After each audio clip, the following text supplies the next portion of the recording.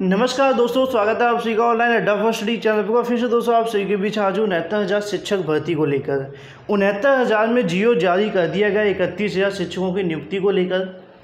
इससे पहले लगातार आपको बताया गया कि किस प्रकार अभ्यर्थी चयनित होंगे, किस रैंक के आधार पर चयनित होंगे, लेकिन यहाँ पर एक शासन की तरफ से चयन सूची बनाने को लेकर जैसा कि आपको पता है निर्णय देखने के लिए मिल रहा है। किस प्रकार नई चयन सूची बनेगी, किस आधार पर आपका चयन किया जाएगा, इसको लेकर हर एक अभ्यर्थी परेशान है। आज की तारीख में स्टेट रैंक के आधार पर जो आपको चीज़ें देखने के लिए मिल रही थी, इससे थोड़ा सा आपको बदलाव अब दोस्तों देखने के लिए मिलेगा, क्योंकि जिलेवार भी चयन सूची बनने वाली है, ऐसी जानकारी भी दी जा रही है। अब इसके आधार पर अगर चयन सूची बनती है तो कौन से अभ्यर्थी चयनित होंगे, इसमें मैंने ये भी लिखा है कि ज़्यादा गुणांक वाले अभ्यर्थी को यहाँ पर दोस्तों कहीं ना कहीं नुकसान भी हो सकता है। तो ऐसे में एक आपको रिक्वेस्ट करना चाहूँगा, अगर आपको ये वीडियो समझना है तो शुरू से लेकर लास्ट तक आपको वीडियो देखना पड़ेगा। बहुत सारे उदाहरण के तौर पे आप सभी को मैं समझाऊंगा। जैसे कि मैं सिंपल तौर पे समझाना चाहूँगा कि अब जो नई चयन सूची बनने वाली है, ठीक है, उसके लगभग 45.88% अभ्यर्थी को चयन किया जाएगा जिलेवार। अगर आपके ज़िले के अंदर मान लीजिए आपके ज़िले में 1,000 सीटें थी, उसके 450 अभ्यर्थी को यहाँ पे चयन किया जाएगा। लगभग ऐसा कुछ सिनारियो आपको देखने के लिए मिलेगा। 450 के अंदर जो भी युवा कैटेगरी के हैं, जैसे कि आपको बताना चाहूँगा कि OBC SC आएंगे तो उनका यहाँ पे चयन कर लिया जाएगा। अगर यहाँ पे जो जनरल अभ्यर्थी आता है 450 के अंदर, तो यहाँ पे चयन कर लिया जाएगा अगर आपके ज़िले में 1,000 सीटें हैं, ठीक है। इसी प्रकार तमाम चीज़ों को लेकर हम बात करेंगे। ऐसे में आपको अपनी डिस्ट्रिक्ट वाइज जो लिस्ट है उसके अंदर आपको अपनी रैंक पता होनी चाहिए। अगर पता है तो अच्छी बात है, नहीं पता है तो मदर लिस्ट जा कर के देख लीजिएगा, उसके अंदर आपको लिस्ट पता चल जाएगी, उसके अंदर आपकी रैंक पता चलेगी और उसी के आधार पर आपको दोस्तों यहाँ से सिलेक्शन के बारे में पता चल पाएगा। क्योंकि जो नई चयन सूची बनाई जा रही है, इसको लेकर शासन स्तर पर मंथन जारी है। अभी तक अधिकारियों की तरफ से कोई जानकारी नहीं दी गई है। उम्मीद है कि कल आपकी जो विज्ञप्ति है वो जारी कर दी जाएगी। लेकिन ऐसे में जो नई चयन सूची बनाई जा रही है, उससे अगर बात करें OBC SC के अभ्यर्थी को थोड़ा नुकसान देखने के लिए मिल सकता है। रीज़न क्या है, अगर वो अनरिजर्व ओवरलैपिंग के थ्रू चयनित हुए हैं तो हो सकता है उनका कम गुणांक होगा। मतलब वैसे तो उनका गुणांक ज़्यादा होगा, लेकिन OBC के अभ्यर्थियों के मुताबिक तो गुणांक उनका ज़्यादा रहेगा, लेकिन यहाँ पर अनरिजर्व कैटेगरी में जब जाएंगे तो नुकसान हो सकता है। चलो मैं आपको समझाना चाहूँगा शासन आदेश के थ्रू। लेकिन उससे पहले दोस्तों LD गेट वालों के लिए अच्छी खबर देखने के लिए मिली, जहाँ पे दोस्तों आप सभी को बताया जा रहा है कि कल 25 सितंबर से आप सभी दोस्तों यहाँ पे दिशा निर्देश देख पाएंगे। पिछले वीडियो के माध्यम से मैंने बताया था, ठीक है। 28 सितंबर से लेकर 8 अक्टूबर तक दोस्तों यहाँ पे अपना विकल्प आवेदन आप सभी कर पाएंगे, ठीक है। वहीं दोस्तों नीचे आपको देखने के लिए मिल रहा है 16 अक्टूबर को ऑनलाइन नियुक्ति दी जाएगी, ऐसी भी जानकारी आप सभी को दी जा रही है। हालांकि थंबनेल के अंदर आपको 18 लिखा हुआ है, वो गलती होगी, उसको मैं अभी ठीक कर दूंगा। तो ऐसे में दोस्तों अच्छी खबर उन सभी अभ्यर्थियों के लिए जो काफ़ी लंबे समय से LD गेट को लेकर इंतजार कर रहे थे। आगामी समय में उम्मीद है कि बचे हुए पदों को भी यहाँ पर नियुक्ति मिल जाएगी। अब हम बात करते हैं 69,000 पर। तो यहाँ पे इस नोटिफिकेशन के दोस्तों पॉइंट नंबर 1 को लेकर काफ़ी चर्चा का विषय बना हुआ है। अभ्यर्थी इसको लेकर परेशान है। सिंपल शब्दों में दोस्तों मैं आप सभी को समझाना चाहूँगा कि यहाँ पे दोस्तों आपको देखने के लिए मिला समान अनुपातिक, ठीक है।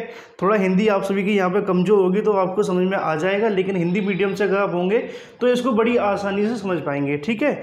मैं सिंपल शब्दों में आपको समझाना चाहता हूँ कि जो मैंने आप सभी को रैंक बताई है, देखो अगर बात करें 31,661 के अंदर रिजर्वेशन को फॉलो किया जाएगा, अभ्यर्थी उतने ही चयनित होंगे जितने दोस्तों रिजर्वेशन के आधार पर देखने के लिए मिल रहे हैं। लेकिन यहाँ पर दोस्तों सरकार की तरफ से थोड़ा बदलाव किया गया है। जो अभ्यर्थी लंबे समय से अपने गुणांक को लेकर पूछ रहे थे, मैंने अभी तक गुणांक के बारे में वीडियो नहीं बनाया था, उसका रीज़न भी थोड़ा सा आप सभी को बताना चाहूँगा कि इस रूल के अकॉर्डिंग गुणांक का दोस्तों यहाँ पर फॉर्मूला काम नहीं कर पाएगा, ठीक है। अगर आप गुणांक को लेकर सोच रहे हैं कि हमारे इतना गुणांक के साथ होगा कि नहीं होगा, तो यहाँ पर थोड़ी समस्याओं का आपको सामना करना पड़ सकता है। सरकार ने यहाँ पे एक फॉर्मूला दोस्तों लगाने की कोशिश की है, जिससे कि 67,867 की जो चयन सूची है यथावत रहेगी, कोई बदलाव नहीं होगा, आपके ज़िले के अंदर कोई बदलाव नहीं किया जाएगा। लेकिन ऐसे में थोड़ी चीज़ें आप सभी को यहाँ पे समझनी पड़ेंगी, जिससे कि दोस्तों आप सभी बड़ी आसानी से चीज़ों को समझ पाएंगे। अब क्या किया गया है, इसके अंदर दोस्तों आपके ज़िले की जितनी भी सीटें हैं, ठीक है, ज़िलेवार जो अभ्यर्थी परेशान हुए थे मैं उनको समझाना चाहता हूँ, समझ लीजिए। कि जिलेवार जो सीटें आप सभी को देखने के लिए मिली थी उसकी लगभग 45.88% सीटें 88% हम कह सकते हैं, तो यहाँ पे उन सभी को भरा जाएगा। सिंपल शब्दों में अगर मैं आप सभी को और समझाना चाहूँगा कि जैसे कि आप सभी दोस्तों यहाँ पे देख पाएँ कि 100 सीटें आप सभी को देखने के लिए मिली थी, अब उसमें से लगभग 46 सीटों को भरेंगे, बाकी सारी सीटें दोस्तों यहाँ पर वेटिंग लिस्ट के अंदर चली जाएंगी जिले के अंदर। ठीक है, अगर आप उसके अंदर आ रहे हैं तो आप बड़ी आसानी से चयनित हो जाएंगे, नहीं है तो आप दोस्तों वेटिंग लिस्ट के अंदर चले जाएंगे। बाहर कोई नहीं हो रहा है, इंतज़ार करना पड़ेगा सुप्रीम कोर्ट के आदेश का। जैसे सुप्रीम कोर्ट का आदेश आएगा वहाँ से आपको भी दोस्तों यहाँ पे क्लैरिफिकेशन मिल जाएगा, और जिनको नियुक्ति मिली है उनको तो कोई दिक्कत है ही नहीं अगर आदेश 60-65 पे आता है तो यहाँ पे दोस्तों जैसा कि मैंने आप सभी को बताया कि 45.88% जो सीटें हैं वो दोस्तों भरी जाएंगी, बाकी जो सीटें होंगी उनके लिए दोस्तों आगामी समय के अंदर आपको इंतज़ार करना पड़ेगा। ऐसे ही दोस्तों अगर बात की जो अनरिजर्व कैटेगरी की जितनी भी सीटें हैं उसका लगभग 46% 45.88% आप सभी निकाल लीजिए अपने ज़िले की जो भी सीटें हैं, उतनी सीटों पर दोस्तों अनरिजर्व कैटेगरी के अभ्यर्थी चयनित होंगे। चाहे तो अगर बात करें दोस्तों जनरल की होंगे या फिर दोस्तों अगर बात करें जो OBC SC के आएंगे, शिक्षा मित्र भी इसी के अंदर आ जाएंगे। ठीक है, गुणांक को लेकर जैसा कि मैं आप सभी को बताया था, जहाँ पर शिक्षा मित्रों की ज़्यादा संख्या होगी तो जिस जिले के अंदर है ना, तो उससे क्या होगा कि गुणांक दोस्तों वहाँ का थोड़ा हाई भी जा सकता है। जिस ज़िले में कम होगा वहाँ पे थोड़ी समस्या आपको देखने के लिए मिलेगी, वहाँ पे कम गुणांक वाले अभ्यर्थी चयनित हो जाएंगे। इस वजह से यहाँ पे गुणांक को लेकर थोड़ा सा परेशान होना पड़ सकता है। कहीं पे 72 गुणांक वाला भी पास हो जाएगा, कहीं पे 69 वाले को नौकरी मिल जाएगी। ठीक है,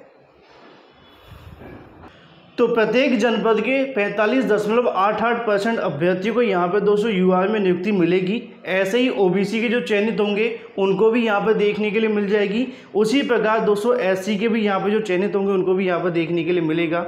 ठीक है, टॉप के यहाँ पे उठा लिए जाएंगे 45.88। ऐसे में मैं आपको और भी चीज़ें बताना चाहूँगा। अनरिजर्व के अंदर थोड़े से जो कम गुणांक वाले अभ्यर्थी हैं, मतलब ज़्यादा गुणांक वाले अभ्यर्थी हैं, उनको यहाँ पर नुकसान झेलना पड़ेगा। जो दोस्तों अनरिजर्व के अंदर 45.88 से नीचे उनका परसेंटेज आएगा, मतलब कि ऊपर जाएंगे, जैसे कि आप 48 के आसपास आए, 50 के आसपास आ रहे हैं, मतलब 45.88 के अंदर अगर आपका रैंक नहीं है, जो आपकी डिस्ट्रिक्ट वाइज चीज़ें देखने के लिए मिल रही हैं, तो यहाँ पे उनको नुकसान उठाना पड़ेगा। नुकसान क्या होगा, पहली चयन सूची के अंदर उनका यहाँ पर नंबर नहीं आएगा, पहला नुकसान। दूसरा नुकसान ये हो जाएगा सीनियरिटी दोस्तों, मतलब आप सभी को बताएं कि जो आपसे पहले चयनित हो जाएंगे 31,000 के अंदर, आप उनसे जूनियर होंगे तो वेतन के अंदर आपको थोड़ी चीज़ें देखने के लिए मिलेंगी। तो ऐसे में जो 45.88 से नीचे हैं, चाहे वो दोस्तों जनरल OBC SC के अभ्यर्थी आएंगे, उनका यहाँ पे चयन नहीं हो पाएगा। जिले वाइज लिस्ट के अनुसार दोस्तों मैं आप सभी को समझाने की कोशिश कर रहा हूँ। यहाँ पर दोस्तों और भी चीज़ें आपको बताना चाहूँगा। आप लोग अपने ज़िले की लिस्ट के अनुसार देख लीजिए, जिससे कि आपको बिल्कुल भी कन्फ्यूजन नहीं होगा। मैं एक एग्जाम्पल आप सभी को देना चाहूँगा। सरकार के आदेश के अनुसार 37,339 अभी इंतजार करेंगे। ठीक है, लिस्ट यहाँ पे स्टेट वाइज ना बनाकर डिस्ट्रिक्ट वाइज बनाने की जो बात है वो की गई है। अब ऐसे में एग्जाम्पल आप सभी मान के चलिए कि एक ज़िले के अंदर 69 सीटें हैं। ठीक है, कोई भी ज़िला मान लेते हैं, सोच लो आगरा के अंदर सिर्फ 69 सीटें हैं, उसमें से 31.6 या लगभग 32 सीटें यहाँ पे भरी जाएंगी।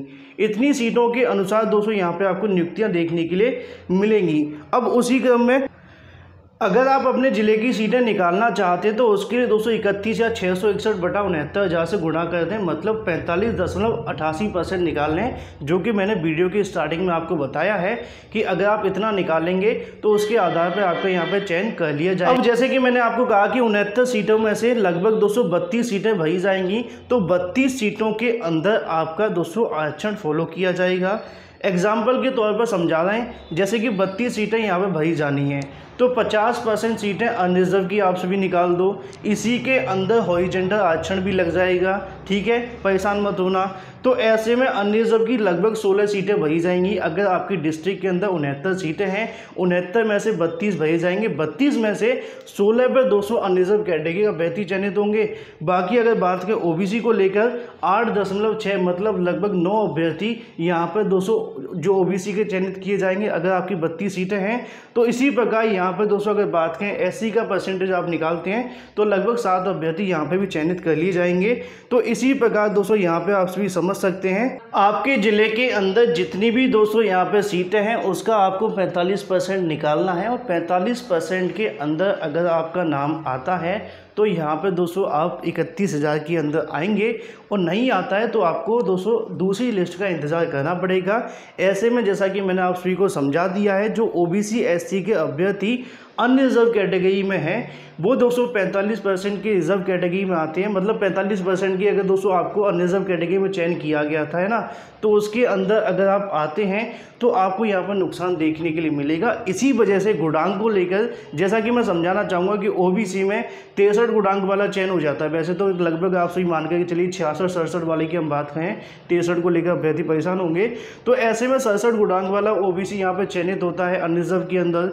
दूसरी तरफ 66 पॉइंट पर जाकर के जो ओबीसी अपनी कैटेगरी के अंदर चयनित हुआ था उसको तो नौकरी मिल जाएगी, लेकिन दूसरे वाले अभ्यर्थी को यहाँ पर इंतजार करना पड़ेगा जो अनरिजर्व के अंदर चयनित हुए थे, क्योंकि जो अनरिजर्व की सीट पे 45% से नीचे रहेंगे उनको फिलहाल इंतजार करना पड़ेगा। सरकार की तरफ से यहाँ पे ये फॉर्मूला यहाँ पर लगाया गया है, इससे आगामी समय के अंदर आपकी जो लिस्ट है वो जारी की जाएगी।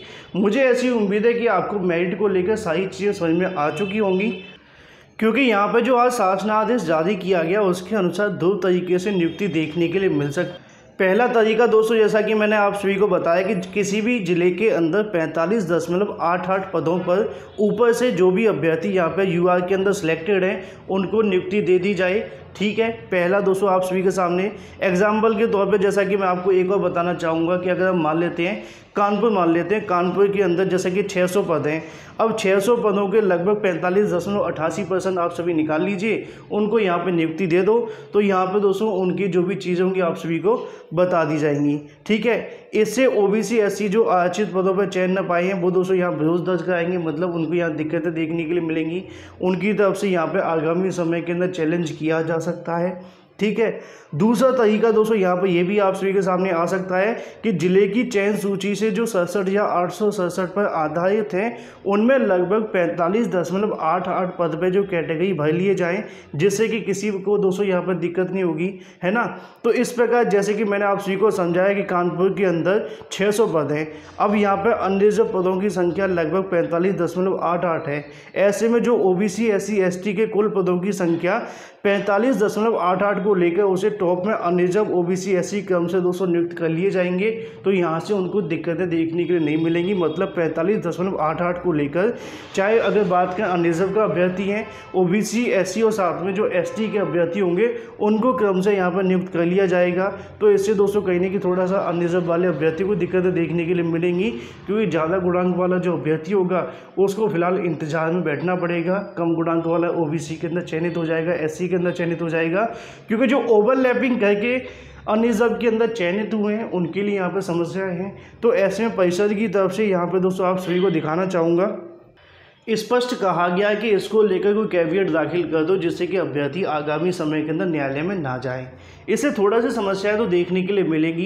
हालांकि 45.88 जो दोस्तों सरकार की तरफ से निकाला गया है इसको फॉलो करते हुए चयन करने की जो बातें वो की गई हैं, लेकिन ऐसे में थोड़ी समस्याएं हैं। ज़्यादा गुणांक वाले अभ्यर्थियों के लिए जो चीज़ें होंगी दोस्तों आपको देखने के लिए मिल सकती हैं। बाकी जो चीज़ें आगामी समय में रखी जाएंगी वो आप सभी को बताई जाएंगी, लेकिन कहीं ना कहीं दोस्तों सरकार की तरफ से जो फैसला लिया गया है इसके आधार पर आपकी चयन सूची बनाई जाएगी। थोड़ा सा पेचीदा हो सकता है, लेकिन अगर आप वीडियो को शुरू से लेकर एंड तक देखेंगे तो आपको समझ में आ जाएगा।